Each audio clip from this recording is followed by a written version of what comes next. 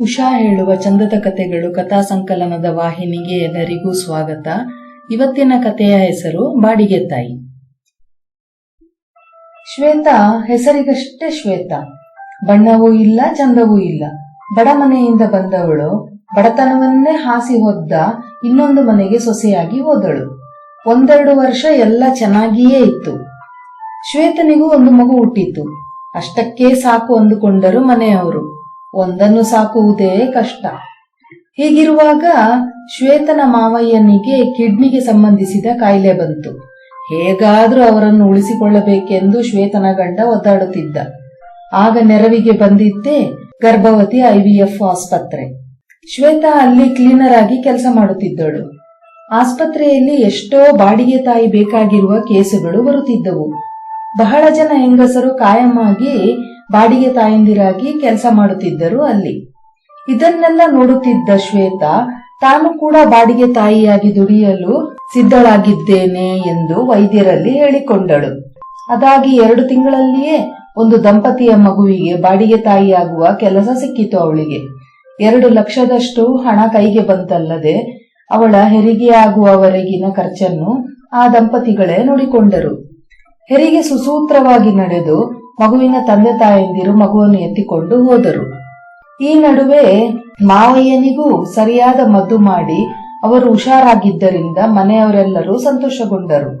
ಇದೇ ರೀತಿ ಮುಂದಿನ 5 ವರ್ಷಗಳಲ್ಲಿ 3 ಮಕ್ಕಳನ್ನು ಭೂಮಿಗೆ ತಂದಳು ಶ್ವೇತಾ.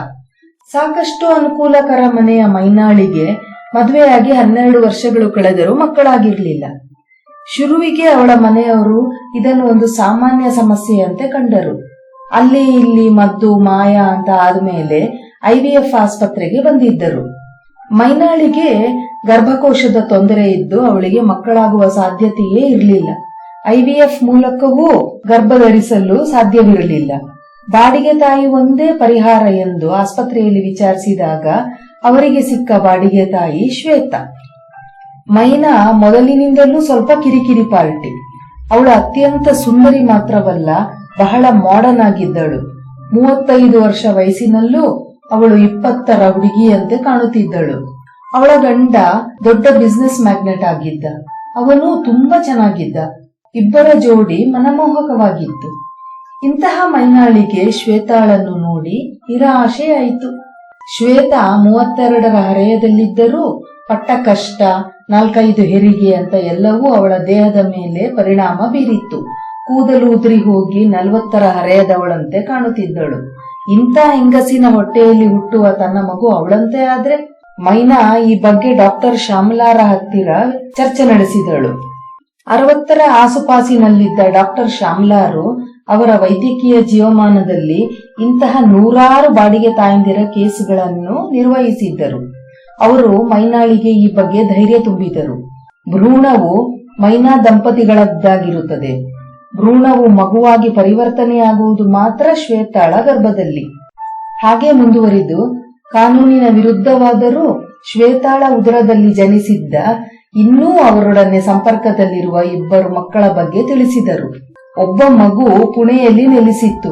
ಅವಳಂತೂ ಅತ್ಯಂತ ಬೆಳ್ಳಗಿನ ನೀಲಕಂಗಳ ಅತ್ಯಂತ ಸುಂದರ ಮಗುವಾಗಿದ್ದಳು. ಇಂಗ್ಲಿಷ್ ಮತ್ತು ಹಿಂದಿ ಭಾಷೆಗಳನ್ನು ಪಟಪಟನೆ ಮಾತನಾಡುತ್ತಿದ್ದಳು. ಆ ಮಕ್ಕಳಲ್ಲಿ ಶ್ವೇತಾಳ ಲವಲೇಶ ಅಂಶವೂ ಇರಲಿಲ್ಲ, ಗುಣದಲ್ಲೂ ರೂಪದಲ್ಲೂ. ಏನೇ ಆದರೂ ಶ್ವೇತಾಳ ಬಗ್ಗೆ ಮೈನಾಳಿಗೆ ಸಮಾಧಾನವಿರಲಿಲ್ಲ. ಅವಳಿಗೆ ಬೇರೆ ಆಯ್ಕೆ ಇಲ್ಲವಾದ್ದರಿಂದ ಅವಳು ಶ್ವೇತಾಳನ್ನು ಬಾಡಿಗೆ ತಾಯಿಯಾಗಲು ಒಪ್ಪಿಕೊಂಡಳು. ಮುಂದೆ ಎಲ್ಲಾ ಕೆಲಸಗಳು ಸುಸೂತ್ರವಾಗಿ ನಡೆದು ಶ್ವೇತಾ ಗರ್ಭಧರಿಸಿದಳು. 5 ತಿಂಗಳುಗಳೇ ಕಳೆದು ಹೋದುವು. ಗರ್ಭಸ್ಥ ಶಿಶುವಿನ ಚಲನವಲನಗಳನ್ನು ಸ್ಕ್ಯಾನ್ ರಿಪೋರ್ಟಿನಲ್ಲಿ ನೋಡಿ ಆನಂದ ತುಂದಿಲ್ಲಳಾಗಿದ್ದಳು ಮೈನಾ. ಮಗು ಬೇರೆ ಹೆಣ್ಣು ಎಂದು ತಿಳಿದು ದಂಪತಿಗಳಿಬ್ಬರೂ ಆನಂದದ ಕಣ್ಣೀರಿಟ್ಟರು. ತಮ್ಮ ಮಗಳು ತಮ್ಮಂತೆ ಸುಂದರಿ, ಬುದ್ಧಿವಂತೆಯಾಗಿರುವುದರಲ್ಲಿ ಯಾವುದೇ ಸಂದೇಹವಿರಲಿಲ್ಲ ಅವರಿಗೆ.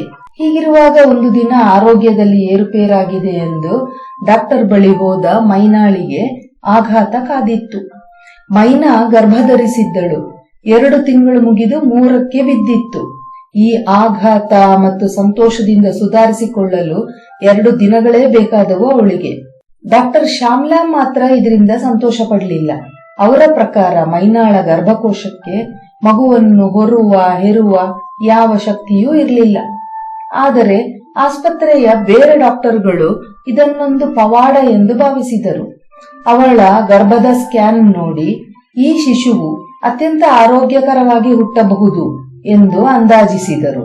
ಈ ಘಟನೆಯ ನಂತರ ಮೈನಾಳ ವರ್ತನೆಯೇ ಬದಲಾಗಿ ಹೋಯಿತು. ಅವಳಿಗೆ ಈಗ ಶ್ವೇತಾಳ ಗರ್ಭದಲ್ಲಿರುವ ಅವಳ ಮಗು ಬೇಕಾಗಿರಲಿಲ್ಲ.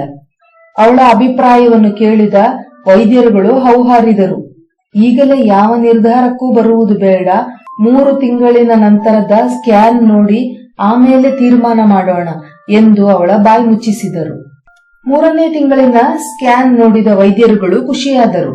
ಮಗುವಿನ ಬೆಳವಣಿಗೆ ಚೆನ್ನಾಗಿ ಆಗುತ್ತಿದೆ, ಏನೋ ಸಣ್ಣ ಪುಟ್ಟ ತೊಂದರೆಗಳಿದ್ದರೂ ನಿಧಾನವಾಗಿ ಸರಿಯಾಗುತ್ತದೆ, ತಾಯಿ ಬಹಳ ಜಾಗರೂಕತೆಯಿಂದ ಇದ್ದು ಔಷಧಿಗಳನ್ನು ಸರಿಯಾಗಿ ತೆಗೆದುಕೊಂಡರೆ ಸಾಕು ಎಂದು ಅಭಿಪ್ರಾಯಪಟ್ಟರು. ಈಗಂತೂ ಮೈನಾಳಿಗೆ ರೆಕ್ಕೆಗಳು ಹುಟ್ಟಿದಂತಾದವು. ತಕತಕನೆ ಕುಣಿಯುತ್ತಾ ಶ್ವೇತಾಳ ಗರ್ಭವನ್ನು ತೆಗೆಸಿಬಿಡಿ ಎಂದು ಡಾಕ್ಟರ್ಗಳಿಗೆ ತಿಳಿಸಿದಳು. ವೈದ್ಯರುಗಳು ಡಾಕ್ಟರ್ ಶ್ಯಾಮ್ಲಾರ ಮೊರೆ ಹೊಕ್ಕರು ಈಗ. ಏಕೆಂದರೆ ಶ್ವೇತಾಳ ಗರ್ಭಕ್ಕೆ 6 ತುಂಬಿತ್ತು ಆಗಲೇ. ಈ ಹಂತದಲ್ಲಿ ಅಬಾರ್ಟ್ ಮಾಡಿಸಿದರೆ ತಾಯಿಯ ಜೀವಕ್ಕೆ ಅಪಾಯ ಕಟ್ಟಿಟ್ಟ ಬುತ್ತಿ. ಇದನ್ನು ಮೈನಾಳಿಗೆ ಹೇಳಿದರೆ ಅವಳು ಕೇಳಿಸಿಕೊಳ್ಳುವ ಸ್ಥಿತಿಯಲ್ಲೇ ಇರಲಿಲ್ಲ. ಈಗೆಲ್ಲ ತಂತ್ರಜ್ಞಾನ ತುಂಬಾ ಮುಂದುವರೆದಿದೆ, ಹೇಗಾದ್ರೂ ಮಾಡಿ ಆ ಮಗುವನ್ನು ತೆಗೆಸಿಬಿಡಿ, ಎಷ್ಟು ಖರ್ಚಾದ್ರೂ ಪರವಾಗಿಲ್ಲ ಎಂದು ಹಠಕ್ಕೆ ಬಿದ್ದಳು. ವಿಧಿ ಇಲ್ಲದೆ ಡಾಕ್ಟರ್ ಶ್ಯಾಮ್ಲಾ ಮೈನಾಳ ಗಂಡ ಮೋಹನ್ ರನ್ನು ಸಂಪರ್ಕಿಸಿದರು. ಆಸ್ಪತ್ರೆಯ ಮೂಲಕ ಅಗ್ರಿಮೆಂಟ್ ಆಗಿರುವುದರಿಂದ ಆಸ್ಪತ್ರೆ ಹೀಗೆಲ್ಲ ಗರ್ಭಪಾತ ನಡೆಸುವಂತಿಲ್ಲ. ಹಾಗೇನಾದ್ರೂ ಆದರೆ ಮಗುವಿನ ಜೊತೆಗೆ ತಾಯಿಯ ಜೀವಕ್ಕೂ ಅಪಾಯವಿದೆ. ಹಾಗಾದ್ರೆ ಅದೊಂದು ಕೊಲೆ ಅನಿಸಿಕೊಳ್ಳುತ್ತದೆ. ಆಗ ಕೊಲೆಯ ಅಪವಾದ ಆಸ್ಪತ್ರೆ ಮಾತ್ರವಲ್ಲ, ನಿಮ್ಮ ಮೇಲೂ ಬರುತ್ತದೆ. ಏಕೆಂದರೆ ಈ ಡೀಲ್ ನಿಮ್ಮದು, ಯೋಚನೆ ಮಾಡಿ ಎಂದರು. ಮೋಹನ್ ಗಾಬರಿಯಾದ. ಅವನಿಗೆ ಪರಿಸ್ಥಿತಿಯ ಗಂಭೀರತೆಯ ಅರಿವಾಗಿತ್ತು. ಶ್ಯಾಮ್ಲಾ ಮುಂದುವರಿಸಿ ಹೇಳಿದರು, ನಿಮಗೆ 2 ಮಕ್ಕಳು ಭಾರ ಎನಿಸುವುದಿಲ್ಲ ಅಲ್ಲವೇ? ಇದು ನಿಮ್ಮ ಮಗುವೆ. ನೀವು ನಿಮ್ಮ ಹೆಂಡತಿಯ ಹತ್ತಿರ ಮಾತನಾಡಿ. ಈಗಾಗಲೇ ನಾವು ಇದರ ಬಗ್ಗೆ ಅವರಿಗೆ ಸಂಪೂರ್ಣ ಅರಿವು ಮೂಡಿಸಿದ್ದರೂ ಅವರು ಇದರ ಬಗ್ಗೆ ಬೇರೆ ತರಹ ಯೋಚನೆ ಮಾಡಿದ್ದಾರೆ. ಹಾಗೇನಾದ್ರೂ ನಿಮಗೆ ಈ ಮಗು ಬೇಡವಾದ್ರೆ ಅದನ್ನು ದತ್ತು ಕೊಡಬಹುದು ಯಾರಿಗಾದರೂ. ಬೇಕಾದ್ರೆ ನಮ್ಮ ಆಸ್ಪತ್ರೆಯ ಕಡೆಯಿಂದ ಈಗಲೇ ದತ್ತು ಪ್ರಕ್ರಿಯೆ ಆರಂಭಿಸುತ್ತೇವೆ. ಆದರೆ ನಿಮ್ಮ ಮಗುವನ್ನು ಗರ್ಭಪಾತ ಮಾಡಿಸುವ ವಿಚಾರವನ್ನು ಮಾತ್ರ ಕೈಬಿಡಿ ಎಂದು ಬೇಡಿಕೊಂಡರು. ನಂತರ ಮೋಹನ್ ಈ ಬಗ್ಗೆ ಮೈನಾ ಹತ್ತಿರ ಮಾತನಾಡಿದರೆ ಅದಕ್ಕೆ ಅವಳ ಪ್ರತಿಕ್ರಿಯೆ ಬಹಳ ಉಗ್ರವಾಗಿತ್ತು. ತನಗೆ ಬೇಡದ ಈ ಮಗು ಈ ಭೂಮಿಯಲ್ಲಿ ಹುಟ್ಟಬಾರದು. ಅದು ತನ್ನ ಮಗು ತಾನೇ, ಅದನ್ನು ತಾನು ಏನ್ ಬೇಕಾದ್ರೂ ಮಾಡಬಹುದು. ನಮ್ಮ ವಂಶವಾಹಿನಿಯನ್ನು ಹೊತ್ತಿರುವ ಮಗು ಒಂದಾ ನಮ್ಮ ಜೊತೆ ಇರಬೇಕು, ಇಲ್ಲವಾದ್ರೆ ಸಾಯಬೇಕು. ನಾಳೆ ಅದರಿಂದ ಕಾನೂನು ಸಮಸ್ಯೆಗಳು ಬರಬಹುದು ಎಂದು ಖಡಾಖಂಡಿತವಾಗಿ ಹೇಳಿಬಿಟ್ಟಳು ಮೈನಾ. ಹೀಗೆ ಮುಂದುವರಿದರೆ ಅವಳಿಗೆ ಹುಚ್ಚೇ ಹಿಡಿಯಬಹುದು. ಆದ್ದರಿಂದ ಅವಳ ಬಸುರಿಗೆ ತುಂಬಾ ತೊಂದರೆಯಾಗಬಹುದು ಎಂದು ಎಲ್ಲರೂ ಹೆದರಿದರು. ಡಾಕ್ಟರ್ ಶ್ಯಾಮ್ಲಾ ಇದನ್ನು ತಾವು ಸಂಭಾಳಿಸುತ್ತೇವೆ ಎಂದು ಹೇಳಿದರು. ಅದರಂತೆಯೇ ಅವರ ಕರಾರು ರದ್ದಾಯಿತು. ಮೈನಾ ದಂಪತಿಗಳಿಗೆ ತಾವು ಅಬಾರ್ಷನ್ ಮಾಡಿಸಿದ್ದೇವೆ ಎಂದು ಹೇಳಿದರು. ವಾಸ್ತವದಲ್ಲಿ ಶ್ವೇತಾಳನ್ನು ಗುಟ್ಟಾಗಿ ಕಾಳಜಿ ಮಾಡುತ್ತಿದ್ದರು. ಶ್ವೇತಾಳಿಗೆ ದಿನ ತುಂಬಿ ಬಹಳ ಗುಪ್ತವಾಗಿ ಶಿಶುವಿನ ಜನನವಾಯಿತು. ಶ್ಯಾಮ್ಲಾರವರು ಮೊದಲೇ ವ್ಯವಸ್ಥೆ ಮಾಡಿದಂತೆ ಬಹಳ ಗುಟ್ಟಾಗಿ ಮಗುವನ್ನು ದತ್ತಕಕ್ಕೆ ನೀಡಿದರು. ಇಂಗ್ಲೆಂಡಿನ ಮಕ್ಕಳ ಭಾಗ್ಯ ಇಲ್ಲದ ಒಬ್ಬ ದಂಪತಿ ಮಗುವನ್ನು ದತ್ತು ತೆಗೆದುಕೊಂಡು ಕರೆದುಕೊಂಡು ಹೋಗಿಯಾಯಿತು. ಇದ್ಯಾವುದರ ಪರಿವೆಯೇ ಇಲ್ಲದ ಮೈನಾ ದಂಪತಿ ಆರಾಮಾಗಿ ಇದ್ದರು. ಯಾವಾಗಲೂ ನಡೆಯುವಂತೆ ಯಾರು ತನಗೆ ಡೀಲ್ ಕೊಟ್ಟರು, ಯಾರು ತನ್ನ ಮಗುವನ್ನು ಎತ್ತಿಕೊಂಡು ಹೋದರು ಎಂಬ ಸಣ್ಣ ಸುಳಿವೂ ಇಲ್ಲದ ಶ್ವೇತಾಳಂತೂ ಮಗುವನ್ನು ಹೆತ್ತ ನಂತರ ನೆಮ್ಮದಿಯಿಂದ ಮನೆ ಸೇರಿದಳು. ಅವಳು ಇನ್ನೆಂದೂ ಬಾಡಿಗೆ ತಾಯಿಯಾಗುವುದಿಲ್ಲ ಎಂಬ ತೀರ್ಮಾನ ತೆಗೆದುಕೊಂಡಳು. ಅವಳ ಬಳಿ ಸಾಕಷ್ಟು ಹಣವಿತ್ತು. ಈಗ ಮೈನಾಳ ಗರ್ಭಕ್ಕೆ 6 ತಿಂಗಳು ತುಂಬಿದವು. 7ನೇ ತಿಂಗಳ ಮುಂಚಿತವಾಗಿ ಮಾಡಿದ ಸ್ಕ್ಯಾನ್ನಲ್ಲಿ ಮಗುವಿನ ಮೆದುಳಿನ ಬೆಳವಣಿಗೆ ಸರಿಯಿಲ್ಲ ಎಂಬ ಅಂಶ ಬೆಳಕಿಗೆ ಬಂತು. ತಾಯಿಯ ಗರ್ಭಕೋಶದಲ್ಲಿರುವ ತೊಂದರೆಯೇ ಮಗುವಿನ ಮೆದುಳಿನ ಬೆಳವಣಿಗೆಯನ್ನು ಕುಂಠಿತಗೊಳಿಸಿದೆ ಎಂದು ತಜ್ಞರು ಅಭಿಪ್ರಾಯಪಟ್ಟರು. ಮೊದಲೇ ಗೊತ್ತಿದ್ದ ಕಾರಣ ಗರ್ಭ ಧರಿಸಿದ ತಕ್ಷಣ ಅದನ್ನು ನಿವಾರಿಸಬೇಕಿತ್ತು. ಏಕೆಂದರೆ ಮೈನಾಳ ಗರ್ಭಕೋಶ ಬಹಳ ದುರ್ಬಲವಾಗಿತ್ತು. ಈ ಮಗು ಹುಟ್ಟಿದರೆ ಶಾಶ್ವತವಾಗಿ ಮಾನಸಿಕ ವಿಕಲತೆಯನ್ನು ಅನುಭವಿಸಬೇಕಾಗುತ್ತದೆ. ಆದುದರಿಂದ ಗರ್ಭವನ್ನು ಈಗಲೇ ತೆಗೆಸಿಬಿಡಬೇಕು ಎಂದು ಡಾಕ್ಟರ್ ತಿಳಿಸಿದಾಗ ಕುಸಿದು ಬಿದ್ದಳು ಮೈನಾ. ಹೇಗಿತ್ತು ಕತೆ? ಕತೆ ಕೇಳಿದ ನಿಮಗೆಲ್ಲ ಧನ್ಯವಾದಗಳು.